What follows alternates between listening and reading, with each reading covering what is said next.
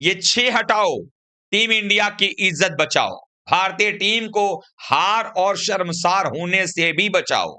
आखिरकार वो कौन से ऐसे 6 लोग हैं जिनकी वजह से भारतीय टीम गर्त में चली जा रही है, और एक ऐसी सीरीज जिसको कि हमारे साथ होना चाहिए था ट्रॉफी, उस सीरीज में भारत को ना सिर्फ हार का सामना करना पड़ रहा है, बल्कि 5वें दिन भारत की इज्जत बची खुची भी अब लुटने वाली है, क्योंकि भारतीय टीम क्लीन स्वीप एक बार फिर से देखती हुई नजर आने वाली है। तो आखिरकार वो कौन से 6 ऐसे महान लोग हैं जिनकी वजह से भारतीय टीम शर्मसार हो रही है और टेस्ट क्रिकेट बर्बाद हो रहा है, ये आपको बताएंगे। आप सबको मालूम है कि भारतीय टीम एक समय गढ़ हुआ करती थी, एक किले के रूप में जानी जाती थी, कि जहां पर कोई भी विदेशी टीम एक टेस्ट मैच जीतने के लिए सोचती थी, सीरीज ड्रॉ करा करके अपने घर वापस जाने के लिए सोचती थी, अपने पतलून को बस पकड़ करके भागने की सोचती थी। लेकिन आज ऐसी परिस्थितियां पैदा हो गई हैं पिछले साल भर में कि हम अपने घर में दूसरी दफा क्लीन स्वीप करवाने के किनारे पर आ पहुंचे हैं। ऐसे में उन 6 प्लेयर्स को, या यूं कहें कि वो 6 ऐसे लोग जिनकी वजह से भारतीय टीम की दुर्दशा हो रही है, उन पर बीसीसीआई का चाबुक चलना जरूरी है। और ऐसे में इनको टीम से बाहर करके, इनको मैनेजमेंट से बाहर करके भारतीय टीम का बेहतरी जो है वो किया जा सकता है। नहीं तो वो दिन दूर नहीं कि इस चक्कर में टेस्ट के बाद वनडे और टी20 पर भी नजर लगने वाला है। आखिरकार वो क्या है? पहले दूसरे टेस्ट मुकाबले में आप सबको मालूम है कि भारत के सामने 549 रनों का टारगेट मिला है, जिसमें भारतीय टीम ने 27 रन पर ही अपने 2 विकेट गंवा दिए हैं। दोनों ही ओपनर्स सस्ते में निपट गया, चुटकियों में आउट कर दिया गया है। और ऐसे में भारत के ऊपर में एक बड़ी हार, ऐतिहासिक हार का खतरा मंडरा रहा है। और अगर ऐसी हार मिलती है तो साउथ अफ्रीका के जो जीत मिलने वाली है वो आइसिंग ऑन द केक होगा। सीरीज जीत तो मिलेगी ही, साथ में क्लीन स्वीप का तमगा। और वो क्लीन स्वीप वाला मैच अगर एक बड़े अंतर से जीता जाए, मसलन 400 रन से, 450 रन से, तो क्या ही कहा जाएगा। ऐसे में भारतीय टीम को अगर ये मैच बचाना है तो मैराथन पारी खेलना पड़ेगा कुलदीप यादव को, क्योंकि अब 19 से भरोसा रह गया है। पहली पारी में 134 गेंदें कुलदीप ने ही खेली थी, 82 गेंदें सुंदर ने खेली थी। इसके अलावा तो कोई खेल ही नहीं पा रहा है। हमारे दोनों ओपनर्स मिलकर के भी 50 गेंदें नहीं खेल पाए हैं। 20 गेंद जायसवाल खेलते हैं तो 25 बॉल जो है 29 बॉल खेल लेते हैं यहां पर केएल राहुल। यानी दोनों बल्लेबाज निपट गए। कुलदीप यादव क्रीज पर फिर से अच्छी बल्लेबाजी करते नजर आ रहे हैं। कुलदीप यादव की बात करें तो उन्होंने अभी तक कुल मिलाकर के बनाए हैं 4 रन, 22 गेंदें खेल गए हैं, जबकि सुदर्शन 25 गेंद खेल गए हैं, लेकिन जायसवाल 20 गेंद पर आउट, केएल राहुल 29 गेंद पर आउट। अब आप सोच रहे होंगे मैं ये गेंद क्यों गिन रहा हूं, क्योंकि रनों की बात यहां पर है ही नहीं। अब सारी बात जो है गेंदों पर आकर टिकी हुई है कि आप 5वें और आखिरी दिन जो 80, 82 या 85 ओवर होंगे वो कैसे खेलोगे। लग तो नहीं रहा है, क्योंकि भारत ने घुटने टेक दिए हैं और सीरीज में क्लीन स्वीप, व्हाइट वॉश का खतरा जो है वो मंडरा ही नहीं रहा है। लगभग आप समझिए हो गया है। ऐसे में इतने घटिया हार के पीछे कारण कौन है, दोषी कौन है, वो जानना जरूरी है। वो 6 नाम बताता हूं आपको जिनकी वजह से भारत को ये दुर्दशा झेलनी पड़ रही है। इस सीरीज में सबसे बड़े नाम है केएल राहुल। दोनों पारियों में भारत के लिए बेतरतीब फ्लॉप होने वाले केएल राहुल, दूसरी पारी में जहां मात्र 6 रन बना करके निपट गए, वहीं पहली पारी में वो 22 रन बनाने में कामयाब रहे थे। यानी दोनों पारी मिलाकर के उन्होंने सिर्फ 28 रन का ही योगदान टीम इंडिया की बल्लेबाजी में दिया है। यशस्वी जायसवाल 58 रन दूसरी पारी, पहली पारी बनाते हैं, दूसरी पारी में 13 बना करके आउट हो जाते हैं, यानी 71 रन।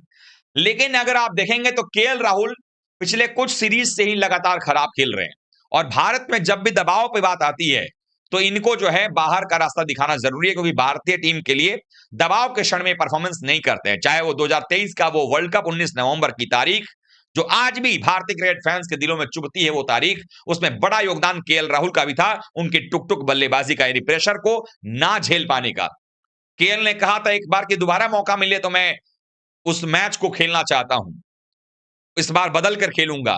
मौके बार बार मिल रहे हैं, अलग फॉर्मेट में मिल रहे हैं, लेकिन नहीं खेल पा रहे। दूसरे सबसे बड़े कल्प्रिट सुदर्शन, इनको बार बार टीम इंडिया में मौका दिया जा रहा है, लेकिन इनका औसत जो है वो खराब के खराब होता चला जा रहा है। पहली पारी में अगर सुदर्शन के बल्ले से रन निकला होता तो भारतीय टीम की स्थिति वो नहीं होती जो आज है।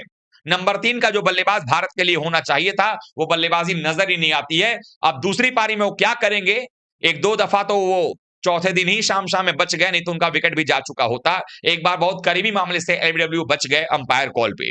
लेकिन सुदर्शन की जो बल्लेबाजी है वो कॉन्फिडेंस नाम की चीज बिल्कुल भी नहीं दे रही है। तीसरे नंबर ध्रुव जुरेल। जुरेल जब आए थे बड़ा प्रॉमिसिंग लगे थे, रांची टेस्ट में मुकाबला कुलदीप यादव के साथ मिलकर के भारत को जिताया था, लगा था कि वाह ये तो बड़ा शानदार प्लेयर मिल गया है। लेकिन ध्रुव जुरेल उसके बाद से लगातार खराब खेलते नजर आ रहे हैं, और जब वो पहली पारी में आड़े तिरछे शॉट खेल करके आउट हुए तो उन्होंने बता दिया कि वो गैर जिम्मेदाराना स्ट्रोक खेल रहे हैं, और शायद टेस्ट के जरिए टी20 और वनडे में जगह मिलने के बाद अब ध्रुव जुरेल भूल गए हैं कि टेस्ट मैच कैसे खेला जाता है। तीसरे के बाद चौथे नंबर पर आते हैं नीतीश कुमार रेड्डी। नीतीश कुमार रेड्डी में सबसे ज्यादा दोष उनका नहीं है, ऑलराउंडर के तौर पर टीम में लिया जाता है, लेकिन ऑलराउंडर के तौर पर उनको बॉलिंग कराई नहीं जाती है। पूरे मैच में 7-8 ओवर ज्यादा उनसे बॉलिंग कराई नहीं गई, बल्लेबाजी में परफॉर्मेंस हो नहीं पा रहा है। मतलब ऐसे ऑलराउंडर का टीम इंडिया को क्या फायदा, उससे बेहतर होता कि इनकी जगह पर एक या तो प्योर बल्लेबाज खेल ले या तो प्योर गेंदबाज खेल ले, ज्यादा बेहतर होगा। छठे नंबर पर 5वें नंबर पे एक नाम आता है गौतम गंभीर का। गौतम गंभीर जब से टीम इंडिया के कोच बने तब से उन्होंने टीम का मंडाधार करना शुरू कर दिया। आप याद करेंगे तो आप पाएंगे कि जहां जहां गंभीर की ज्यादा चली है वहीं पर टीम इंडिया की हालत खराब हुई है। चाहे आप बीजीटी सीरीज उठाकर देख लीजिए, चाहे आप इंग्लैंड सीरीज उठाकर देख लीजिए, चाहे न्यूजीलैंड की टीम हमारे घर पे आई थी वो सीरीज उठाकर देख लीजिए, चाहे आप इस सीरीज को उठाकर देख लीजिए। बैटिंग ऑर्डर में लगातार शफलिंग जो है वो टीम इंडिया के लिए सबसे बड़ी प्रॉब्लम रही है, और कहीं ना कहीं गौतम गंभीर की कोचिंग में भारतीय प्लेयर्स इनसिक्योर फील कर रहे हैं, वो भी एक कारण रहा है जो भारतीय टीम परफॉर्मेंस खराब कर रही है। और गौतम गंभीर का नाम लें तो ये पूरा का पूरा जो एक कल्प्रिट लोगों का गेम है वो पूरा ही नहीं होगा जब तक अगरकर का नाम लें। अगरकर जो है वो चीफ ऑफ सिलेक्शन कमेटी हैं, लेकिन अगरकर साहब को भारतीय टीम के साथ विदेशी दौरा करने से फुर्सत मिले तब तो वो सोचें कि टीम क्या चुननी है। जब आपका स्क्वाड ही सही नहीं होगा तो फिर आप प्लेइंग 11 कभी सही नहीं बना सकते हैं। तो भारतीय टीम का जो स्क्वाड का ऐलान होता है अगरकर साहब वही करते हैं जो गौतम गंभीर इशारा करते हैं, और दोनों ऐसे सेम पेज पर हैं। कहते हैं कई बार कोच, कप्तान और चयनकर्ता अगर सेम पेज पे तो रिजल्ट बेहतर आते हैं। यहां पर ये दोनों ऐसे सेम पेज पर हैं जहां से रिजल्ट बद से बदतर हो रहे हैं। 2027 के वर्ल्ड कप तक कॉन्ट्रैक्ट है गौतम गंभीर का, तो अगरकर का साल भर का कॉन्ट्रैक्ट वैसे ही बढ़ा दिया गया है। यानी भारतीय टीम, अच्छी बात यह है कि अगले साल भर में टेस्ट क्रिकेट कम से कम नहीं खेलने वाली है, थोड़ा जख्म लोगों का कम होगा। लेकिन जिस तरीके के प्रयोग वनडे और टी20 में भी किए जा रहे हैं स्क्वाड के साथ में, और जो एक जिद पाल रखी है अजीत अगरकर ने, वो भी टीम इंडिया पर भारी पड़ने वाली है। तो भारतीय टीम की शर्मनाक हार, लगातार हो रही बेइज्जती में इन निकम्मों का, जिनका कोई काम नजर नहीं आ रहा है, बहुत बड़ा योगदान नजर आ रहा है। ऐसे में सवाल यह है कि भारतीय टीम किस तरह से उभरेगी, क्या होगा यहां पर। तो इन 6 निकम्मों को हटाना जरूरी है, तभी जाकर शायद टीम इंडिया की इज्जत बच पाएगी। आप लोग क्या सोचते हैं, क्या टीम इंडिया की इज्जत बचाने के लिए अब वक्त आ गया है कि बीसीसीआई को कड़ा फैसला लेना पड़ेगा और एक एक्शन करना पड़ेगा इन लोगों के खिलाफ, ताकि भारतीय टीम मजाक बन करके ना रह जाए। अपने घर में जो टीम इंडिया 12-12 सालों तक टेस्ट सीरीज नहीं हारा करती थी, वो अब साल भर के अंदर में 2 बार क्लीन स्वीप होने को तैयार बैठी हुई है। आपकी क्या सोच है, भर भर के कमेंट में लिखिए, वीडियो को लाइक कीजिए। वीडियो देखने के लिए धन्यवाद।